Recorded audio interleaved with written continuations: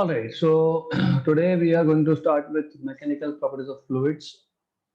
And as you know, mechanical properties of fluids में जो fluid mechanics मतलब hydrodynamics मतलब बर्नौलीज इक्वेशन ये सारा इस बार reduced syllabus है. तो we are restricted to solve questions on viscosity, surface tension and so on so forth. तो मैक्सिमम क्वेश्चन जो है वो सरफेस टेंशन से हम लोग सॉल्व करने वाले हैं. So let's start with first question. Water rises in a capillary tube of radius r up to a height h. The mass of water in a capillary is m. The mass of water that will rise in a capillary of radius r by 4 will be. तो ऐसा है, you have a capillary tube of radius r. मैं वो container नहीं दिखाने वाला हूं, मैं सिर्फ कैपिलरी की बात करने वाला हूं यहाँ पे. तो इस पर्टिकुलर कैपिलरी को मैं कॉपी करके रख देता हूं क्योंकि हम उसका रेडियस r बाय 4 करके दूसरा कैपिलरी बनाएंगे. तो इस पर्टिकुलर कैपिलरी के केस में द राइज इनसाइड कैपिलरी, तो जो हाइट दिया है compare to outside is this height is h. Total mass of liquid inside is m. Okay, ऐसा उन्होंने बोला है. और रेडियस इस कैपिलरी का उन्होंने बोला है कि r है. So they are telling you that radius in this case of this capillary is r. अब अगर हमारे पास दूसरा कैपिलरी है जिसका रेडियस r by 4 है, ओके, और the mass of water पूछा है उन्होंने, mass of water that will rise in the capillary of radius r by 4 will be how much. तो how much mass will rise ऐसा उन्होंने पूछा है. तो question is very simple. You should know, you should remember formulas. Height का equation हमारे पास आता है 2t cos theta by r rho g. Okay, तो सबसे पहले what you need to do is, यहाँ पे t कांस्टेंट क्योंकि लिक्विड सेम है दोनों में, t कांस्टेंट, थीटा भी कांस्टेंट क्योंकि लिक्विड सेम है तो एंगल ऑफ कांटेक्ट भी सेम होगा, और डेंसिटी भी कांस्टेंट क्योंकि लिक्विड सेम है. g तो वैसे भी कांस्टेंट मतलब h is inversely proportional to r. This is one thing that you should know. अब हमको पता है mass is equal to, mass कैसे निकालते हो, वॉल्यूम इनटू डेंसिटी. वॉल्यूम क्या होता है, एरिया इनटू h.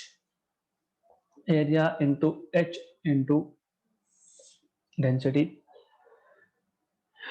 एरिया होता है pi r square, h density. तो mass is proportional to are square h. क्यों, pi constant, rho constant, right. तो मैं लिख सकता हूं यहाँ पे सेकेंड केस में m2 upon m1 equal to r2 upon r1 का स्क्वायर h2 अपॉन h1. ऐसा हम लोग लिख सकते हैं. यस, हम लोग लिख सकते हैं, right. Good. But instead of going in this step, I will first say that mass is proportional to r square and h, but h is proportional to again 1 by r, है ना, ये equation number 1 से. From equation number 1, h is proportional to 1 by r, therefore mass is proportional to just r. ये एक और ये r cancel होगा. Therefore m2 by m1 equal to r2 by r1 और r2 equal to r1 by 4 तो बोला ही है, तो इसका मतलब r2 by r1 1 by 4 है. तो m2 by m1 भी 1 by 4 होगा, मतलब m2 will be m by 4. m by 4 option number D. अभी ऑप्शन नंबर डी तो कितना नॉनसेंस है क्योंकि 1 अपॉन मास, डायमेंशन ही गलत दिए हुए हैं, राइट. सॉरी. तो what you had to know here is height का formula 2t cos theta by r rho g. t constant, theta constant and rho constant since the liquid was same. g तो constant ही है तो h is proportional to 1 by r आ गया. Mass is volume into density, volume is area into h. तो a h rho, a is pi r square, तो pi square by R square H, rho आ गया, तो mass is proportional to are square H, and as you know from equation 1, h is inversely proportional to r, so mass is proportional to r square into 1 by r, matlab mass is proportional to r. So that's it, this is how you can solve this particular question. Next question: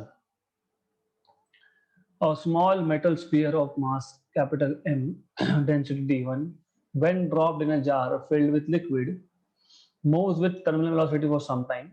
और terminal velocity का मैंने आपको concept बताया था, मैं वापस बता देता हूं. हमारे पास एक लिक्विड है and inside this liquid there is a metallic sphere, metallic ball which is falling. Let me complete this first. Okay, so when a metallic ball is falling inside this liquid, there are three forces which act: weight of the sphere mg downwards, viscous force upward, and upthrust upward. Upthrust is due to Archimedes principle, आप निकाल सकते हो. तो उन्होंने बोला है, as you know that when the ball is falling down, after some time upward and downward forces balance each other, तो उस केस में वेलोसिटी बन जाता है कांस्टेंट और उसको बोलते हैं टर्मिनल वेलोसिटी. तो अब what they're telling you is a small metal sphere of mass m, density d1, when dropped in a jar filled with a liquid, moves with terminal velocity. After some time, the viscous force acting on the sphere is. Now, मैंने already आपको बताया that weight which is mg is balanced by viscous force and upthrust. और मैंने आपको हमको क्या find करना है, विस्कस फोर्स. तो viscous force is mg minus upthrust. तो इट इज क्वाइट क्लियर कि ए और सी तो अभी ऑप्शन में होंगे नहीं. तो ये आ गया आपका mg, और मैंने आपको बताया था upthrust by Archimedes principle is mass of the liquid displaced into g, क्योंकि जितना वॉल्यूम स्पीयर का होगा उतना ही लिक्विड डिस्प्लेस हो जाता है. ये हमने रिवीजन में भी देखा है, हमने थ्योरी में भी देखा है. तो mg minus mass of liquid displaced. How do you find this out? This is very important. Okay, तो now you should know this, that this is volume of liquid displaced into density of liquid displaced into g. Okay, so mg minus volume of liquid displaced, density of liquid displaced.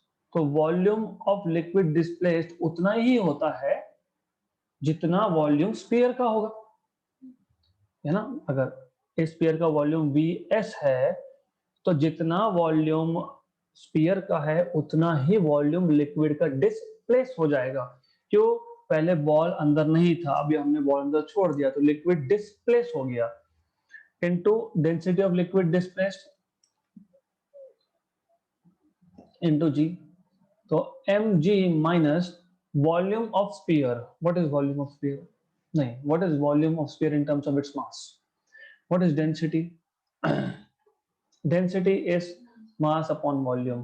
तो volume is mass upon density. Good, ये आ जाएगा आपका mass of sphere upon density of sphere, density of liquid displaced into G. तो mg mass of sphere is m, बोला है वहां पे मास m है. डेंसिटी ऑफ स्फीयर d1 है, density of liquid is d2, question में ही बोला है, और g. तो मैं यहां से mg कॉमन निकाल सकता हूं, 1 minus d2 by d1. Option number B आ गया आपका करेक्ट आंसर. ये था लास्ट ईयर का सीईटी का क्वेश्चन. आपको सिर्फ पता इतना होना चाहिए that when a sphere is falling into, it is moving through a liquid, then there are three forces mg downwards, upthrust and viscous force upward, तो आपको मिल जाएगा viscous force equal to mg minus upthrust. Upthrust is mass of liquid displaced into g.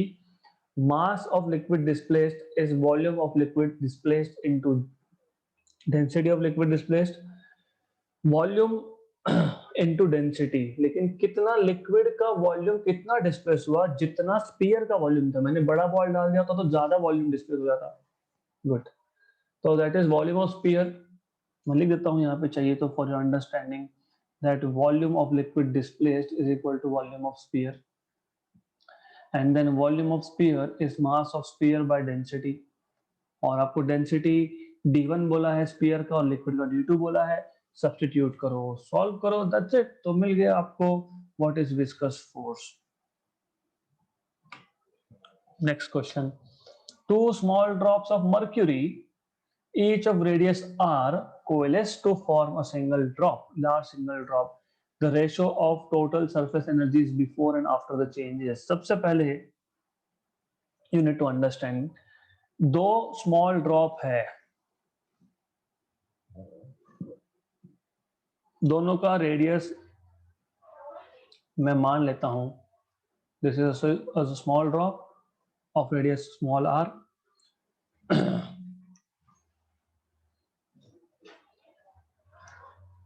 हमारे पास दो small drop है, okay, then sorry for this,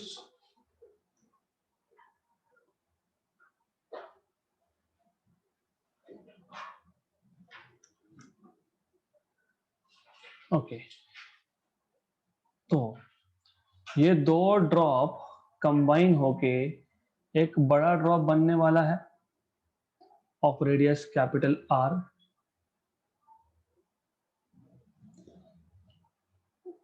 तो this drop plus this drop will give you a big drop. तो volume तो कॉन्जर्व्ड होता है ना, हमने क्या एक्स्ट्रा लिक्विड डाला, नहीं। तो volume of small drop is equal to volume of big drop, but small drop दो थे तो two times of volume of each drop equal to volume of big drop. दो ड्रॉप का वॉल्यूम मिला के सिंगल में गया, टू टाइम्स ऑफ वॉल्यूम, है ना। मैं इसको जनरल फॉर्मूला बना के देता हूँ, that is better thing to do. तो टू की जगह पे मैं लिखता हूँ n, आगे काम में आएगा n, n 4/3 pi r cube equal to 4/3 pi capital R cube. 4/3 pi 4/3 pi cancel, तो आपको मिल जाएगा यहाँ से n r cube equal to capital R cube. तो n या फिर कैपिटल R जैसे भी आपको लिखना हो, तो capital R is n raise to 1/3 times of small r। तो हमारे पास n की वैल्यू 2 है, तो 2 raise to 1/3 times of small r, ये आ गया बड़े ड्रॉप का रेडियस।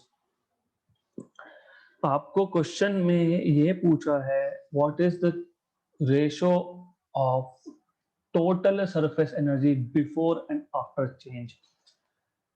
सरफेस एनर्जी आपको पता होगा dw, या फिर मैं उसको e से नोट करता हूं, ये था TDA, राइट, या फिर in short T into A, in short you can say T into A, right. तो A मतलब ये है एरिया, तो initial surface energy is T into initial area, T into 2, क्योंकि इनिशियल दो ड्रॉप थे, और area of drop is 4 pi r square, तो ये आ गया इनिशियल एरिया। सिमिलरली जब कंबाइन हो गए तो TA2, तो TA2 है आपका बड़ा drop 4 pi capital R square, right. Good, now what we can do is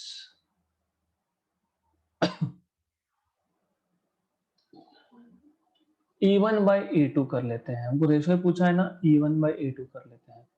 तो E1 बाई E2 जब करोगे तो आपको मिलेगा T 2 into 4 pi small r square upon T 4 pi capital R square, cancel cancel cancel cancel, तो आपको मिल गया 2 times of small r by capital R का स्क्वायर।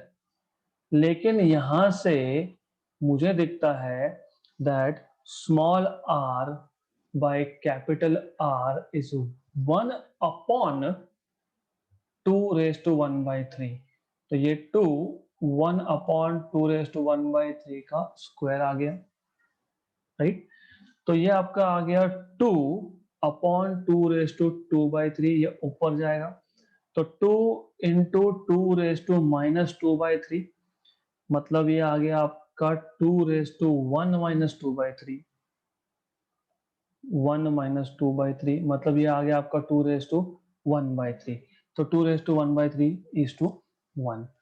तो फर्स्ट ऑफ ऑल आपको अगर 2 ड्रॉप दिए हैं या n ड्रॉप दिए हैं, मैं n के लिए फॉर्मूला ज्यादा इजी समझता हूँ। Capital R is n raise to 1 by 3 into small r, फिर 2 हो, 8 हो, 10 हो, इजीली सॉल्व होता है। तो कैपिटल R मिल गया हमको 2 raise to 1 by 3 into small r। Surface energy होता है tension into surface area. Initial surface energy is tension into initial surface area. Initially 2 drop थे तो 2 इंटू 4 पाई r स्क्वायर कर लिया हमने, right. E2 is T into final surface area, that is 4 pi capital R square, दोनों को divide कर दिया small r by capital R। यहां से हमारे पास था small r by capital R as 1 upon 2 raise to 1 by 3, वो यहाँ पे सब्स्टिट्यूट कर दिया मैंने। तो नेक्स्ट स्टेप मिला, and then simplifying you get 2 raise to 1 by 3 is to 1। तो इतना सिंपल ये क्वेश्चन है, extremely extremely simple question it was. There is nothing in this question to solve, simple है। Next question. The work done in blowing a soap bubble of radius capital R is W. देखो soap bubble और drop drop drop क्या होता है? Drop में single free surface होता है क्योंकि अंदर लिक्विड भरा हुआ है। तो ड्रॉप में ये सिर्फ बाहर का जो सरफेस है, बाहर का outer surface, that is only free. Okay, only outer surface is free. और बबल में ये ऐसा सीन है। तो ड्रॉप में this is drop, this is bubble. Drop में सिंगल फ्री सरफेस है तो टेंशन हमेशा T लिखोगे, और यहाँ पे 2 फ्री सरफेस है तो टेंशन 2T लिखोगे, इतना पता होना चाहिए, राइट।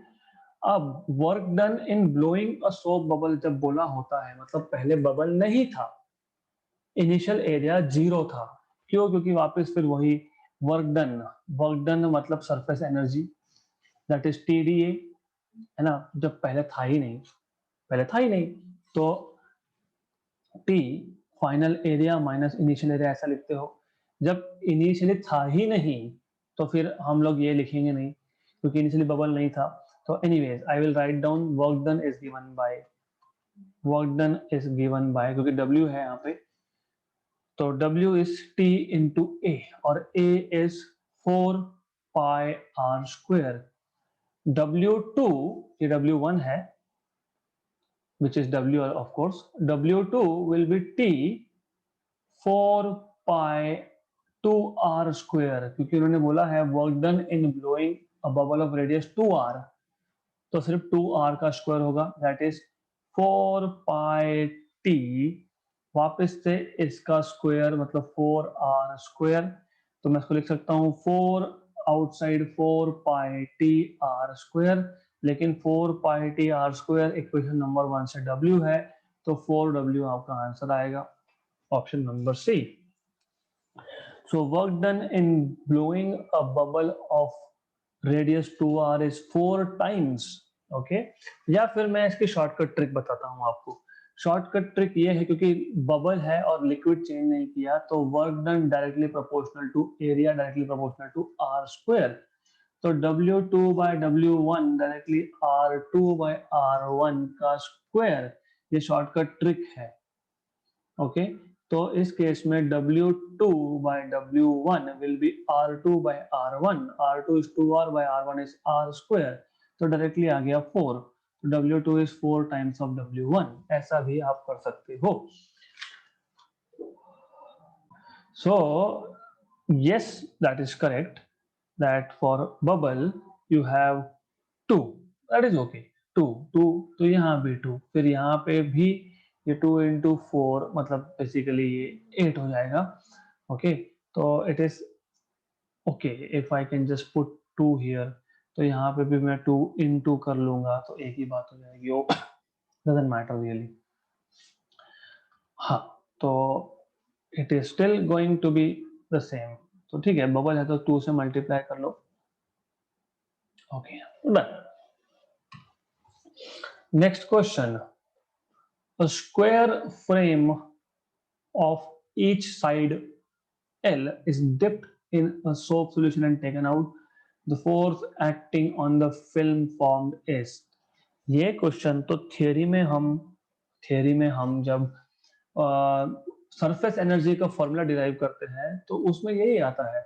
मैं फिर भी याद दिला देता हूँ कि क्या है. हमारे पास एक स्क्वायर फ्रेम है, मान लो ये स्क्वायर फ्रेम है. Okay, so this is square frame. इसको आपने एक सोप सॉल्यूशन में डिप कर दिया एंड देन टेकन आउट. तो सोप सॉल्यूशन में डिप करके उसको बाहर निकाल दिया. तो what will be the force acting, ऐसे पूछा है. थोड़ा क्वेश्चन अच्छे से पढ़ लेना, नहीं तो गलती हो जाएगी. Because they have clearly mentioned square frame of side each side L, मतलब ये L, ये L, ये L और ये L. It is dipped in soap solution and taken out. Force acting on the film. अब if you remember, अगर हमारे पास single एक नीडल होता है, सिंगल नीडल होता है, अगर सिंगल नीडल को हमने एक सॉल्यूशन में डिप किया तो आपको याद होगा कि यहाँ पे टेंशन दो साइड पे एक्ट करता है ना, राइट. एक इस साइड पे, एक इस साइड पे फॉर नीडल. यहाँ पे नीडल क्या नहीं है, यहाँ पे दूसरे साइड पे लिक्विड नहीं है. There is no liquid on the other side, but क्योंकि ये फिल्म बनेगा, तो ये अच्छे से सुन लेना, ये अच्छे से समझ लेना. Force due to surface tension, आपको याद होगा force due to surface tension is tension into length, where L is the length. Okay, so I'm talking about this particular case here.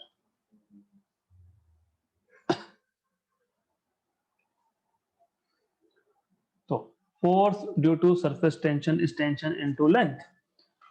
अब for a soap film, soap film के दो free side होते हैं, एक upper side free है, एक नीचे का साइड फ्री है. For a soap film force is 2T into L, लेकिन ये 2T इंटू L ये ईच साइड पे है ना. So this is the force on each side.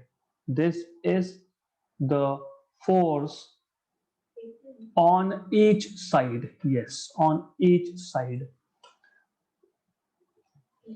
Force due to surface tension is tension into length. But soap film है तो film के दो फ्री सरफेस होते हैं, ऊपर का नीचे का.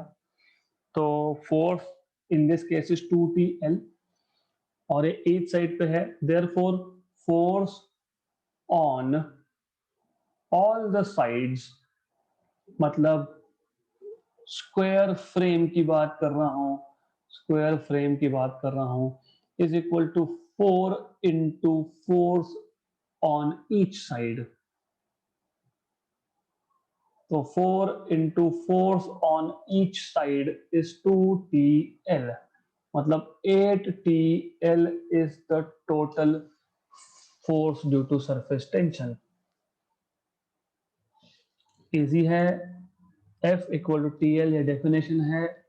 सरफेस फिल्म के दो फ्री साइड होते हैं तो 2TL, लेकिन L is length of each side, तो ईच साइड पे 2TL फोर्स है.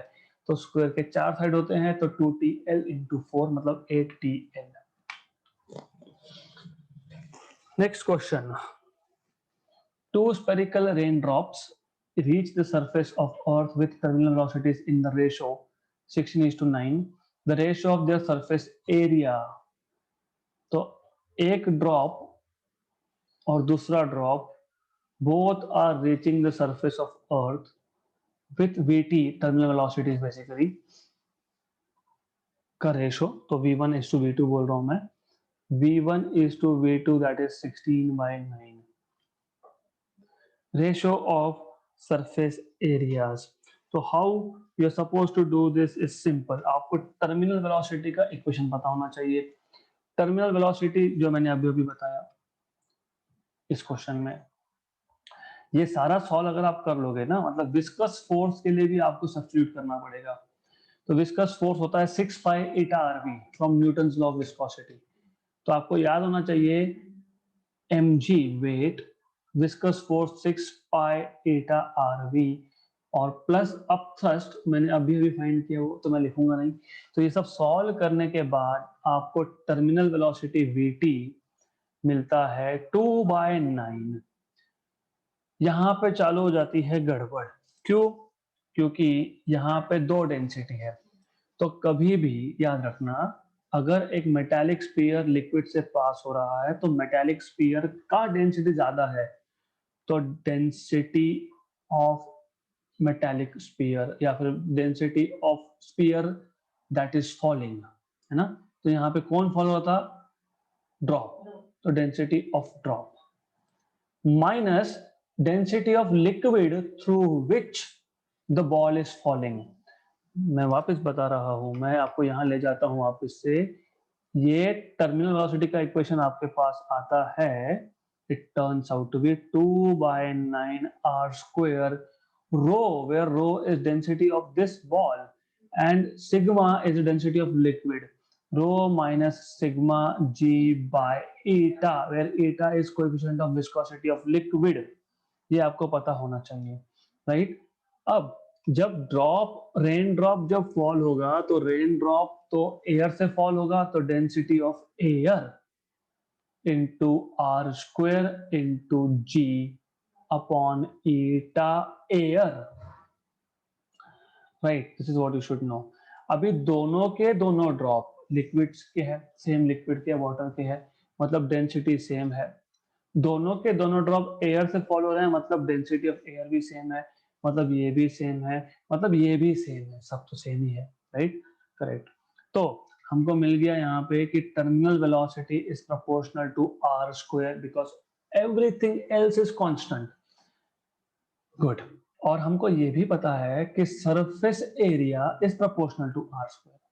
इसका मतलब terminal velocity is proportional to surface area. So this is excellent. क्यों? Terminal velocity is proportional to r², surface area is also proportional to r², मतलब terminal velocity is proportional to area. आपको ratio of surface area पूछा है, तो आपको मिल जाएगा a1/a2 as v1/v2 that is 16/9 again. Same.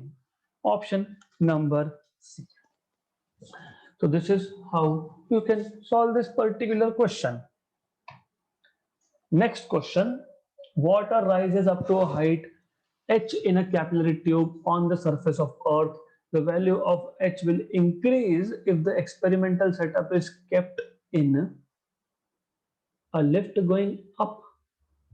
What with certain acceleration? Accelerating train, satellite rotating close to earth, a lift going down with acceleration a less than g. अगर आपका Newton laws of motion का basics clear है तो orally question आ जाएगा आपको option number D. देखो सीधी सी बात है, बात यह है height was given by 2t cos theta r rho g. हमको बोला है कि अर्थ के सरफेस पे कैपिलरी ट्यूब में जो भी लिक्विड का हाइट होगा दैट इज h. मान लेते हैं कि इतना हाइट है, ओके. या फिर इसको थोड़ा नीचे लेता हूं अब, तो ऐसा है वो, समथिंग लाइक दिस, इतनी हाइट तक है. अब आपको बोला है कि what you are suppose to do is इसका हाइट बढ़ाना है ना. The value of h will increase if, तो इसका हाइट हमको बढ़ाना है. तो we want to increase the height, alright. तो लिक्विड सेम, मतलब angle of contact same, tension same, r same क्योंकि कैपिलरी सेम, रो भी सेम क्योंकि लिक्विड सेम, तो H is proportional to 1 by G. And you should know that effective acceleration due to gravity is, अगर lift ऊपर जा रहा है ना, क्योंकि कहाँ रख रहे हैं, लिफ्ट में रख रहे हैं, लिफ्ट अगर ऊपर जा रहा है, मैंने पहले भी बताया है, बहुत बार बताया है, मैं बता देता हूँ वापस से। लिफ्ट है, लिफ्ट में एक बॉडी है, कैपिलरी है और नहीं हो वो बात की बात है। इस पे दो फोर्स है, एक mg डाउनवर्ड्स, एक नॉर्मल रिएक्शन अपवर्ड्स, और ये अगर ऊपर एक्सीलरेट हो रही है तो अब ऊपर जा रहा है मतलब ऊपर का फोर्स ज्यादा होगा, मतलब n minus m g equal to net force which is ma।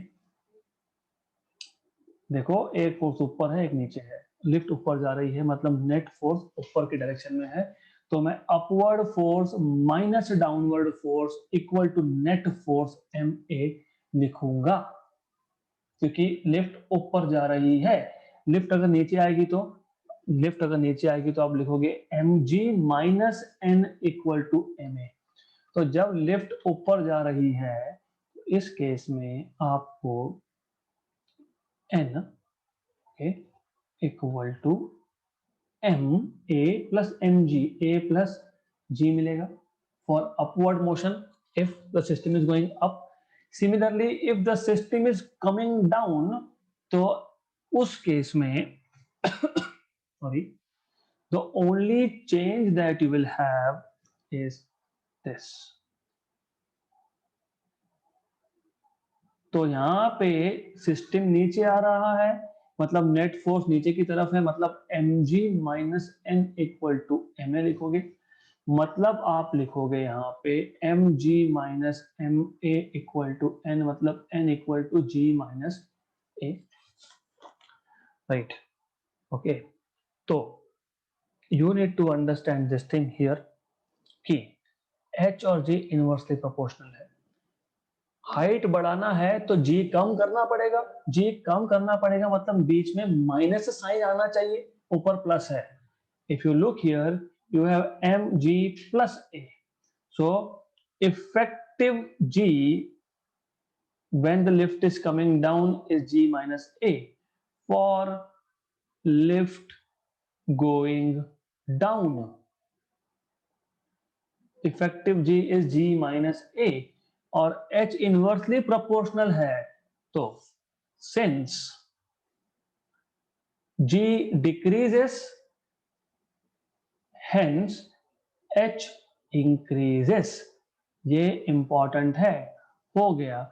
और ये सारा का सारा आपको न्यूटन्स लॉज ऑफ मोशन से पता होना चाहिए। You need to know all this from Newton's laws of motion. तो ये ऊपर जो मैंने लिखा है this is extra which should come from Newton's laws of motion, right. तो इजी है ये केस, अभी समझ लेना। h is proportional to 1 by g, or g will increase if lift is going up and g will decrease if lift is coming down. Since h and g are inversely proportional, so h will increase if g will decrease, so g will decrease when lift is coming down. Good. Satellite में क्या होता है, weightlessness, satellite में जी की value ही zero हो जाती है basically. Okay, तो anyways next question, if the surface tension of a soap solution is 3 into 10 power minus 2 Newton per meter, then the work done in forming a soap film of 20 centimetre bye 5 centimetre will be. आपको surface tension दिया है and आपको पूछा है what is work done, work done is TD, what is D A. In forming बोला है, forming बोला है मतलब पहले सोप फिल्म नहीं था अब बना रहे हैं। देखो वर्ड्स इंपॉर्टेंट है, ऐसा भी बोल सकते थे the work done in increasing the surface area of film by this value to that value, लेकिन यहाँ पे वर्क डन इन फॉर्मिंग बोला है मतलब पहले नहीं था। तो मैं यहाँ पे T इंटू DA मतलब T into final area minus initial area, initial तो था नहीं तो T इंटू ए फाइनल मतलब T इंटू ए ऐसा लिखूंगा डायरेक्टली। तो work done is T A. मैं डायरेक्ट यहाँ से स्टार्ट करूंगा, ये सिर्फ आपको बताने के लिए है। तो T into A 3 into 10⁻², area of the film is 20 into 5 centimetre into centimetre, metre square का 10⁻⁴, क्योंकि 20 centimetre, yes yes wait 20 centimetre, तो सेंटीमीटर को मीटर में कन्वर्ट करेंगे और यहाँ पे भी हम लोग कन्वर्ट करेंगे मीटर में। अब इशू ये रह जाता है कि नॉर्मली व्हाट हैपेंस इज कि हम, as she rightly pointed out, कि सोप फिल्म के लिए 2 यहाँ पे आएगा, 2 यहाँ पे भी आएगा सोप फिल्म के लिए, क्योंकि सोप फिल्म को 2 फ्री सरफेस होते हैं, तो you have to multiply by 2, so you have to multiply by 2. This is a very simple calculation. कैसे? 20 into 5 is 100, ये 100 और ये 100 और ये 10⁻⁻² cancel, 10⁻² -2 -4, 6 into 10⁻⁻4 joule, option number C. So this is how you can find out what is the work done in forming a soap film of 20 by 5 centimeter. Okay, so we will stop at 8 question today, because for this chapter we are going to take around 32 question. So just because I want to keep uniformity, मतलब 4 lecture एक chapter के, तो पहले chapter के ज्यादा question लिए थे तो 10 ईच सेशन, और अब 8 + 8 + 8 + 10 टोटल 34 क्वेश्चन लेने हैं मुझे इसके। So that's why I'll stop here for today.